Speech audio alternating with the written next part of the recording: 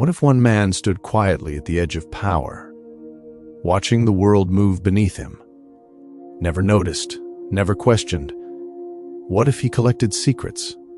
Not rumors, but real names, real places, real evidence, secrets so dangerous that even the most powerful people feared them. And what if those secrets were never meant to be spoken, because speaking them would change everything? Some truths don't disappear, they don't fade away, they get buried, layer by layer, behind silence, money, and influence. His name was Jeffrey Epstein, a man who would later become one of the most controversial figures of the modern era. Officially, Epstein was known as a billionaire financier, a man who managed wealth for the ultra-elite, a man who had access where others did not. He owned mansions in major cities, a private island, luxury properties hidden from public view, places where cameras didn't follow, and questions weren't asked. His wealth bought comfort. His wealth bought access, and according to many accounts, his wealth bought silence. But behind the money, behind the polished image, there was something deeply disturbing, something that would take years to begin coming to light. Epstein was not powerful by himself. Power surrounded him. He moved among politicians, royalty, celebrities, business leaders, and influential figures, people whose names carried weight and consequences. These were individuals, used to privacy, protection, and control, people who understood how systems worked and how to bend them. And when power gathers in silence, evidence rarely survives. Epstein's private jet became a symbol, not of luxury, but of suspicion. Flight logs later revealed repeated trips, familiar names, familiar routes.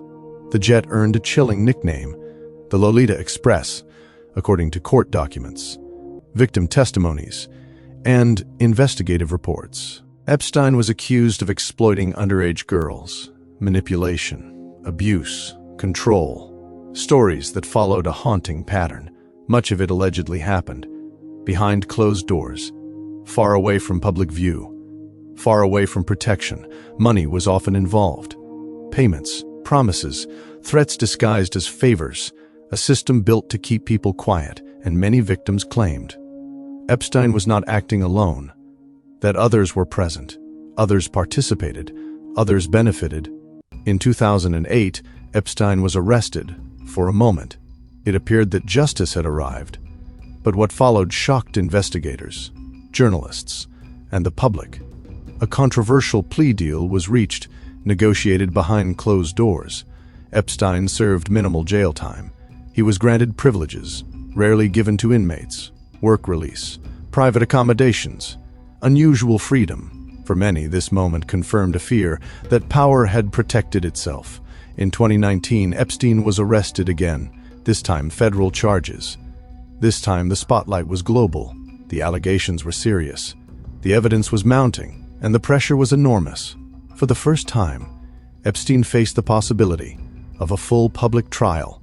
The world waited. Journalists prepared. Victims hoped for answers. Then something happened.